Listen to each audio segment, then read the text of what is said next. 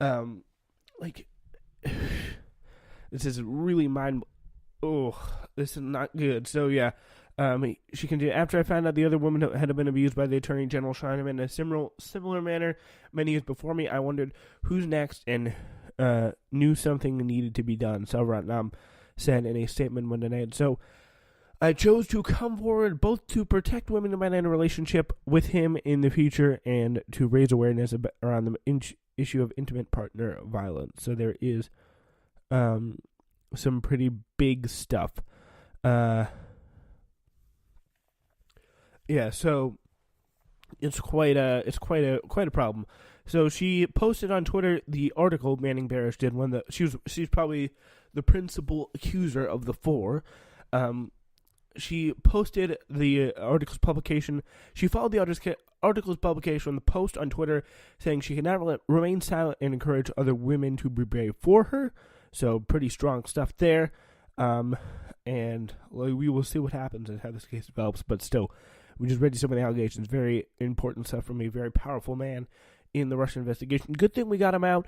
But it'll be important to have someone continue on with the aggressive pushing and someone who's actually a real true champion of these things than to have some kind of Republican corporate lawyer. So obviously we pay great respect to the victims and to all the people who really got played by this guy and thought he was a good and ethical leader. So there is that. So anyway, yeah. So we now turn to Donald Trump in Iran. He's expected to leave the Iran deal, allies have said.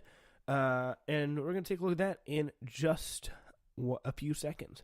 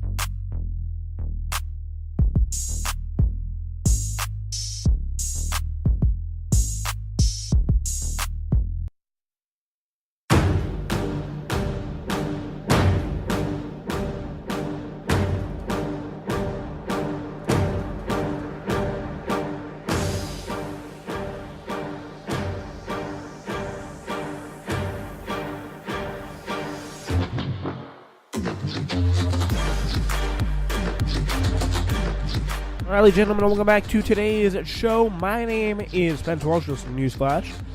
All right, we do have a still packed show for you to, but I do want to remind you to check out some other stuff on the network today.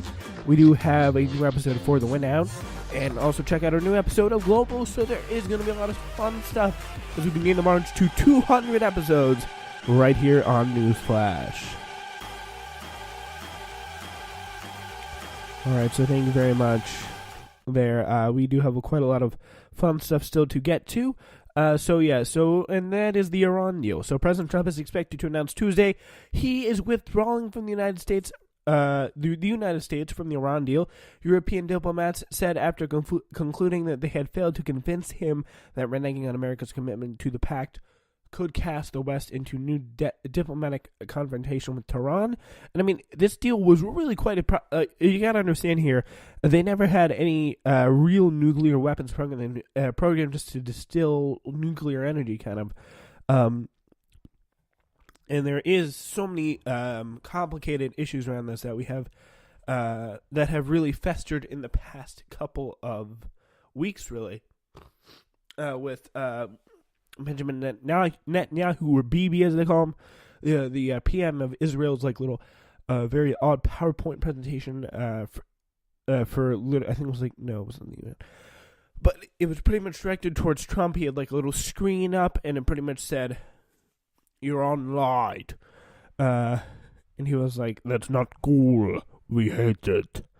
Yeah, so there is that problem. So President Trump is expected to announce on Tuesday he is withdrawing from it. So if the diplomats are correct, the announcement will be the most consequential national security decision in Trump's 15 months in office, though it could be eclipsed in the coming weeks by his direct negotiation with North Korea's leader over surrendering its nuclear arsenal. One senior European diplomat who has been deeply involved in trying to persuade Trump to stay in the deal told reporters Monday that the chance the president would keep the agreement intact was very small. So he is not, they're really not looking forward to it. And it's also very an important deal. Just to give you some quick background on this Iran deal, for those of you who do not know, it was negotiated in 2015 by John Kerry and President Obama. It pretty much got Hassan Rouhani, after years of hard sanctions on Iran and many other countries around the world, including Russia, to freeze all their assets and impose some pretty tough sanctions and pretty much in nature to force Iran from really getting ripped off almost by the rest of the world and giving up their nuclear energy program with almost nothing. They never really had a nuclear weapons program. So now we didn't have to sacrifice too much, and pretty much, especially pretty much just give up the sanctions. They're like, please, please, please give me some relief. But yeah, there would be quite a big situation there. That would be that would really be quite a big situation that would be advanced by this deal that was signed by this deal, and that was kickstarted by this deal. Republicans on the Iran side of things, or Iranian Republicans, quote unquote, thought this deal was a ripoff, and the American Republicans thought this deal did not go far enough. So it was a broadly disagreed upon deal, but the truth is it really incapacitated Iran's nuclear energy program and really put a stop in them getting nuclear weapons. So there is that did prove to be incredibly effective there. So yeah, so that is that's one of the good sides of this deal. So they said it's really quite small. The West could really end 3 decades of sanctions and isolation in Iran that has crippled the country's economy and fueled domestic impatience with the clerical leaders. In return, Iran is agreed to ship roughly 97% of nuclear fuel out of the country and forego production of nuclear fuel, even for ostensibly peaceful purposes. So that's what they have decided to do. In the Iran deal, it's pretty much all they had to do. And it was literally end 3 decades of sanctions. That's all the West would have to do, and in exchange, there's pretty much no chance Iran got a nuclear weapon. So it was really effective and really good there in the end. So the negotiation with Iran was a signature foreign policy achievement for the Obama administration, and throughout the 2016 campaign, Trump called it a disaster and insane. But for more than a year, he was reluctantly persuaded by advisors that it was better than the alternative, and the United States had no plan B if it was the first to breach the agreements. Those advisors, Rex Tillerson and Lieutenant General H.R. McMaster, were ousted in recent months and replaced by 2 of the Iran agreement's most vociferous critics, Secretary of State Mike Pompeo and John Bolton, National Security Advisor, and crazy mustache dude who's like, let's go to war. And yeah, those guys both have explicitly come out and supported regime change in Iran. It's really problematic that they have this coming through here. It's really, really quite worrying that we are considering this here with these 2 guys, and this could raise tensions, and it could do something that the world it could really raise something the world, including the United States, worked so hard to put in place. So that is very important. So in the 28 months since the arrangement went into effect, international inspectors say they have found no violation of this period of this agreement from the IEA, I think. That would be my guess. It's the International Atomic Nuclear Association, whatever. So pretty much the body that monitors nuclear weapons internationally. So that's all you need to know about that. So, under the deal, restrictions on research and development in Iran's nuclear program would begin to lift after a decade, and after 15 years, Iran would be able to produce as much fuel as it wanted, though never for the purpose of making weapons. So they did get that little push, that little benefit there in the end. Trump insisted that the sunset clause simply put off a day when Iran would become a nuclear-armed state. That's the big problem he has with the agreement.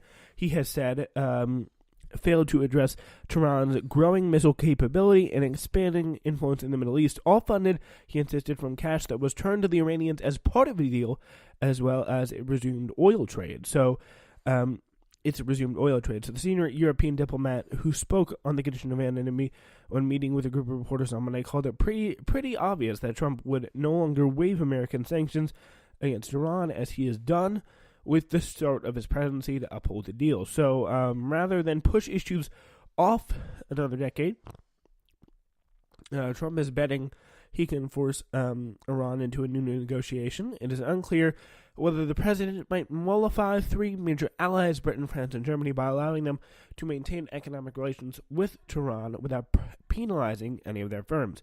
But European officials said that was not clear, so that we do not know any of that at the point. So at this point, which is it's going to be a key way to see this whole thing develop. So also, Trump issued 2 tweets about this situation, and one of them, the first berated John Kerry, the former Secretary of State, for possibly illegal shadow diplomacy that on the very badly negotiated Iran deal, and it was a apparent reference to Kerry's calls to leaders around the world looking for ways to save probably the biggest thing he's ever done in his life, which was negotiate this very good Iran deal here. It's something that really across the board on the left, whether you're a Bernie supporter, you're a Hillary supporter, whether you're a centrist, whether you're a corporate Democrat, center left person, whatever, you like this Iran deal, and it's something that really has broad support and respect, and even on the Republican side a little bit. It's a broadly popular deal, and then it would really be stupid to get away from. All right, we now turn back to the White House in New York, where we have Donald Trump. He's growing frustrated with Rudy Giuliani as the Stormy Daniels drama rages on. So we are going to cover that story in just a few. So stick around for that.